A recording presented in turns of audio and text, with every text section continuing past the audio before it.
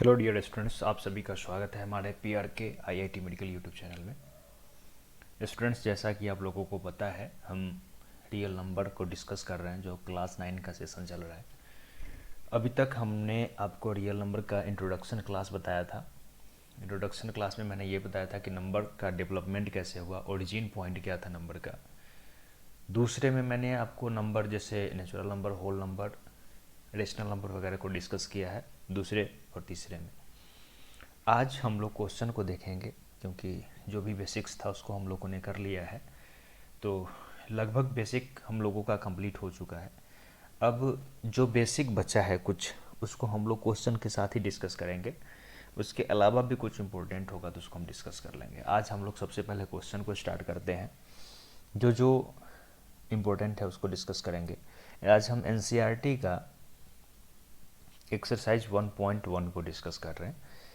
सबसे पहला इसमें क्वेश्चन है कि is zero is a rational number, can you write in the form p upon q where p and q are integers and q not equal to zero.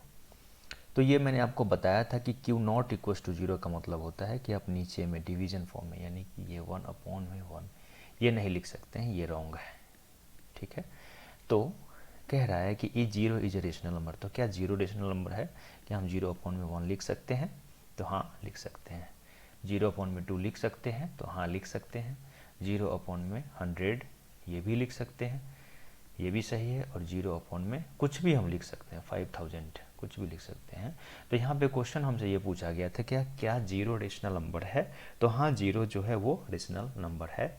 अगर हम यहाँ पे एक इम्पॉर्टेंट चीज़ ये है, देखिए यहाँ पे ये लिखा हुआ है कि Q not equal to zero. तो ये आपको ध्यान रखना है कि Q not equal to zero का मतलब ये है कि क्यू वहाँ पे जीरो नहीं होना चाहिए। ठीक है, तो ये हमारा पहला क्वेश्चन था। हम लोग नेक्स्ट क्वेश्चन को अब देखेंगे।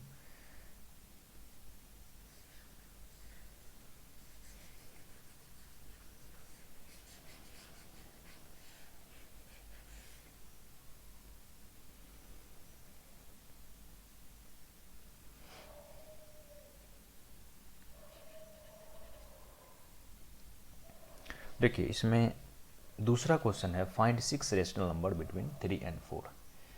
तो इस क्वेश्चन को अब हम लोग कैसे करेंगे? इसमें हम लोगों का क्या स्ट्रेटजी होगा कि इस क्वेश्चन को इजीली सॉल्व करें और गलत होने की संभावना बहुत कम हो।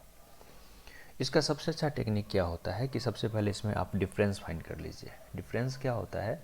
जैसे में इसमें आपको 6 रेशनल नंबर फाइंड करना है, यानी कि नंबर कितना है? 6, यानी कि नंबर ऑफ रेशनल नंबर आपको 6 फाइंड करना है। इसमें आप x मान लीजिए, 3 को x मान लीजिए और 4 को y मान लीजिए। ठीक है, सबसे पहले इसमें क्या होता है कि हमको डिफरेंस फाइंड करना होता है। डिफरेंस फाइंड करना होता है। डिफरेंस कैसे फाइंड करते हैं? तो d बराबर होता है y माइनस एक्स अपॉन में नंबर ऑफ टर्म प्लस में 1, यही होता है d हमारा। ठीक है, तो ये क्या होता है? y हमारा 4 है अपॉन 4 माइनस 3 और नंबर ऑफ टर्म 6 है और प्लस में 1, यानी कि ये हमारा 1 अपॉन में 7 आ जाएगा। ठीक है, ये हमारा 1 अपॉन में 7 आ जाएगा। अब क्या करिए आप कि 1 अपॉन 7, तो हमारा सबसे पहला नंबर 3 है, तो 3 प्लस 1 अपॉन में 7। उसके बाद ये क्या हो जाएगा? 3 इंटू 7 प्लस 1 अपॉन में 7 हो जाएगा। तो क्या हो जाएगा? 7 3 जा 21 और प्लस 1 22 अपॉन में 7। इसी तरीके से दूसरा क्या कर लेना है आपको कि 3 प्लस 1 अपॉन में 2 अपॉन में 7, यहाँ 2 करना है आपको। तो इसको आप इसी तरीके से सॉल्व करेंगे तो ये आ जाएगा 3 7 जा 21 और 2 23 अपॉन में 7। तो ये 22 अपॉन में 7 पहला था, 22 अपॉन में 7 दूसरा हो जाएगा, तीसरा हो जाएगा 24 अपॉन में 7, चौथा हो जाएगा 25 अपॉन में 7, छठा हो जाएगा 26 अपॉन में 7 और 1 2 3 4 5 और 6 हो जाएगा 27 अपॉन में 7। तो ये इसका बेसिक सॉल्यूशन है। ठीक है, दूसरा, जैसे NCERT में आपको आंसर कुछ और दिखेगा, मैं वो भी आपको बता देता हूँ। एक बार आप इसको देख लीजिए। सबसे पहले ये आपको समझ आ गया होगा, हमें पूरा उम्मीद है आप इस चीज़ को समझ रहे होंगे।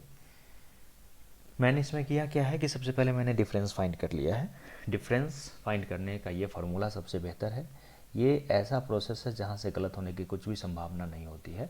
और एक बात आपको मैं बताता हूँ, ये जो डिफरेंस जिस फॉर्म में आप लेंगे ना, आपका आंसर ये उसी फॉर्म में आएगा।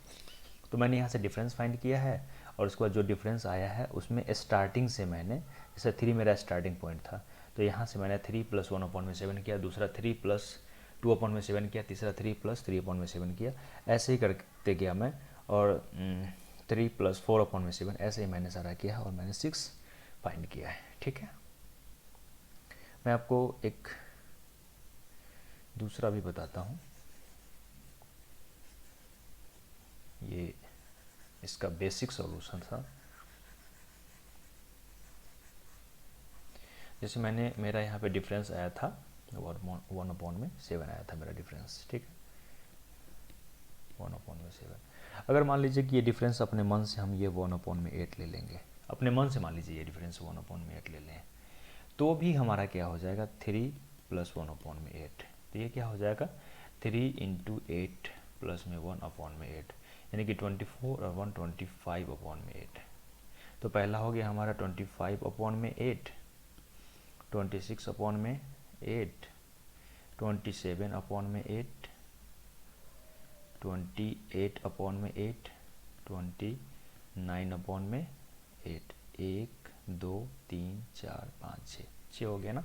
तो इस तरीके से भी आप कर सकते हैं। तो ये बेसिकली हम लेंगे, जैसे ये मेरा डिफरेंस होता है बेसिकली, तो अगर हम 1/8 भी ले लेंगे तो भी हमारे आंसर में कोई बहुत ज़्यादा फर्क कुछ भी नहीं पड़ेगा। ठीक है, तो ये हमारा दूसरे नंबर का सॉल्यूशन था। अब हम आपको बताते हैं क्वेश्चन नंबर 3 का सॉल्यूशन। ठीक है,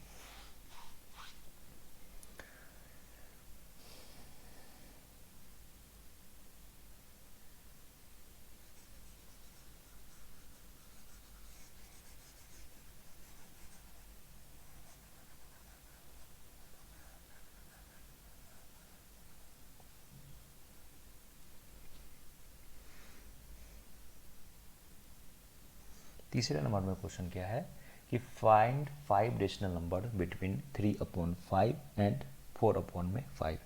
हमको 5 रेशनल नंबर फाइंड करना है। तो आप यकीन मानिए ये 3/5 और 4/5 के बीच में इनफाइनाइट रेशनल नंबर हो सकता है।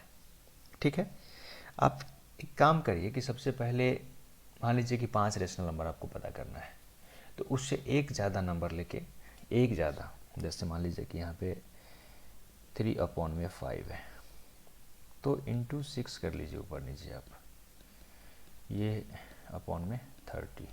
ठीक है, ये हमको पता चल गया कि हमारा स्टार्टिंग पॉइंट है। ठीक है, स्टार्टिंग पॉइंट है। अब यहाँ से आप 5 अपने मन से लिख लीजिए, 18/30, दूसरा 19/30, तीसरा 20/30, चौथा 21/30, पाँचवा 22/30, ये 22 है और ये 23/30 ये। ठीक है, इस तरीके से आपका आंसर आ जाएगा। ये जैसे इस नंबर में मैंने यहाँ पे 6 से इंटू किया है। ठीक है, अगर इसमें आप 7 से इंटू कर लेंगे ना तो भी इसका जो डिफरेंस आएगा ना वो सेम ही आएगा। ठीक है, तो ये था आज का जो लेक्चर है, उसको हम लोग यहीं पे रखते हैं।